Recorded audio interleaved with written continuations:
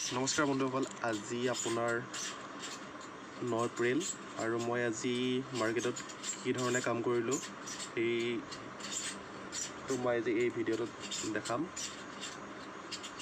আজি যিহেতু ফিন নিফটিৰ এক্সপাইৰী আছিলে আৰু মই ইয়াতে আজি ফিন নিফটিত আৰু বেংক নিফটিত কেইটামান পজিশ্যন লৈছিলোঁ, যিকেইটা পজিশ্যন মোৰ সম্পূৰ্ণ লছ হৈছে আৰু মোৰ অপেনিং বেলেঞ্চ আছিলে আজি 1700 টকা একাউণ্টত আৰু মই তাতে নতুন ক্ৰিয়েট কৰিছিলোঁ 1000, টোটেল মোৰ 2700 টকাৰে ট্ৰেড ষ্টাৰ্ট কৰিছিলোঁ আজিৰ দিনটোত।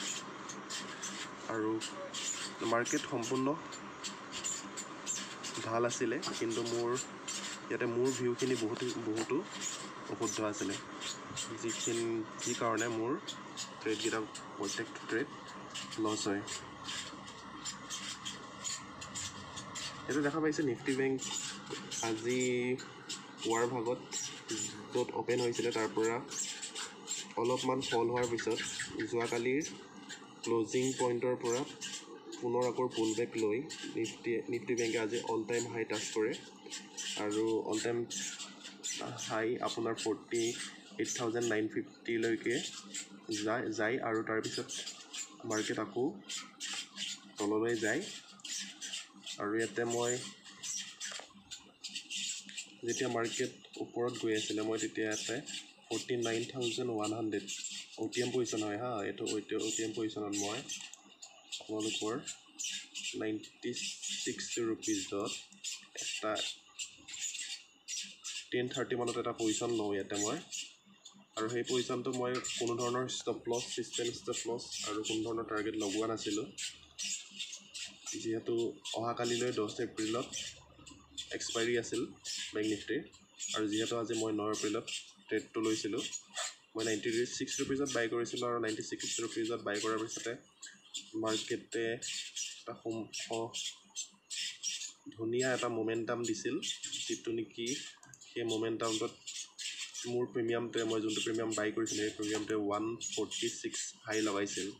মই 96 ৰুপিজ বাই কৰাৰ পিছত 146 হাই লগাইছিল, মই এটা লটেই লৈছিলোঁ আৰু সেইটোত মোৰ আপোনালোকৰ 700 টকা পৰ্যন্ত প্ৰফিট দেখাইছিলে, কিন্তু মই সেই প্ৰিমিয়ামটো 146তকৈ আৰু ওপৰত যাব বুলি মই প্ৰফিট বুক নকৰিলোঁ আৰু প্ৰফিট বুক নকৰাৰ পাছতে দেখা গ'ল যে প্ৰিমিয়ামটো আকৌ তললৈ যায় লাহে লাহে, আৰু মোৰ কোনো ছিষ্টেম ষ্টপ লছ নথকাৰ বাবে মই ভাবিছিলোঁ আকৌ এটা যেতিয়া পুল বেক আহিছিলে মই ভাবিছিলোঁ আকৌ যেতিয়া 146লৈকে টাচ কৰিব তেতিয়া মই পজিশ্যনটো এক্সিট কৰিম, কিন্তু 146 প্ৰিমিয়ামটো নাযায় আৰু লাহে লাহে প্ৰিমিয়ামটো ডিকে হৈ মাৰ্কেট ক্লজিং টাইমত 43 ৰুপিজত প্ৰিমিয়ামটোৱে আজিৰ দিনত ক্ল'জ কৰে। আৰু ইয়াতে মাৰ্কেটো বহুত সুন্দৰ আছিলে, মোৰ যিহেতু মই ষ্টপ লছ নলগোৱাৰ কাৰণে মই পজিশ্যনটো এক্সিট কৰিব নোৱাৰিলোঁ। যদি ষ্টপ লছ থকাহেঁতেন মই বেংক নিফটিত আকৌ পুনৰ এটা পুট পি চাইডত এটা পজিশ্যন ল'ব পাৰিলোঁহেঁতেন, সেইটো মোৰ এটা ভুল আছিলে। আৰু মই আজি যিকেইটা ট্ৰেড লৈছিলোঁ সেই ট্ৰেডকেইটাৰ পজিশ্যন আপোনালোকক ইয়াতে দেখাম। ইয়াতে আপোনালোকৰ মই চাৰ্টখিনি ধন ব্ৰকাৰত চাওঁ আৰু মই ট্ৰেডখিনি কৰোঁ গ্ৰ' ডিমেট একাউণ্টত কৰোঁ, আৰু ইয়াতে মই ডেছবৰ্ডটো মই অ'পেন কৰি দেখাম আপোনালোকক। ইয়াতে দেখা পাব আপোনালোকে মোৰ আজি অভাৰ ট্ৰেড বুলিয়ে ক'ব পাৰি। এখনৰ পজিশ্যন ইয়াতে 6 দেখা পাইছে, 6টা পজিশ্যন লোৱা হৈছিলে। মই ইয়াতে বেংক নিফটিত 3টা পজিশ্যন লৈছিলোঁ আৰু ইয়াতে ফিন নিফটিত 3টা পজিশ্যন আছিলে, আৰু ইয়াতে প্ৰফিট আপোনালোকে এটাও দেখা নাপায়। ইয়াতে এটা 58 ৰুপিজ আছিলে, যিটো মই কষ্ট এক্সিট কৰিছিলোঁ। ইয়াতে আপোনালোকৰ ইয়াতে দেখা পাইছে আজি যিহেতু ফিন নিফটিৰ এক্সপাইৰী আছিলে, মই এক্সপাইৰীত কোনো ধৰণৰ টাৰ্গেট ষ্টপ লছ নলগোৱাকৈ ফিন নিফটি যিহেতু আজি এক্সপাইৰী আছিলে আৰু সেই এক্সপাইৰীত মই আজি ফিন নিফটিত কোনো ধৰণৰ SL আৰু টাৰ্গেট নলগোৱাকৈ পজিশ্যন বনাইছিলোঁ, যিকেইটা পজিশ্যনত মোৰ সম্পূৰ্ণ কেপিটেল লছ হৈছে। আৰু ইয়াতে যি 3টা বেংক নিফটিৰ পজিশ্যন লৈছিলোঁ সেই তাৰে এটা মই এক্সিট কৰিলোঁ আৰু বাকী 2টা কেৰি ফৰৱাৰ্ড কৰোঁ মই অহাকালিলৈ। আৰু অহাকালি দেখা যাব যদি মাৰ্কেট যদি অহাকালিলৈ অল টাইম হাই ক্ৰছ কৰি আৰু ওপৰত যায় তেতিয়াহ'লে মোৰ সেই পজিশ্যনকেইটা আকৌ প্ৰফিটত অহা চান্স আছে,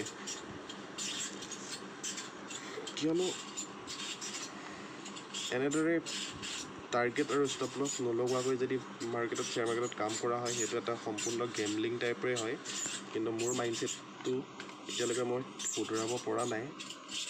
মাৰ্কেটক দুখ দি লাভ নাই, মাৰ্কেট সুন্দৰভাৱে মাৰ্কেটে মোমেণ্টাম দিছে।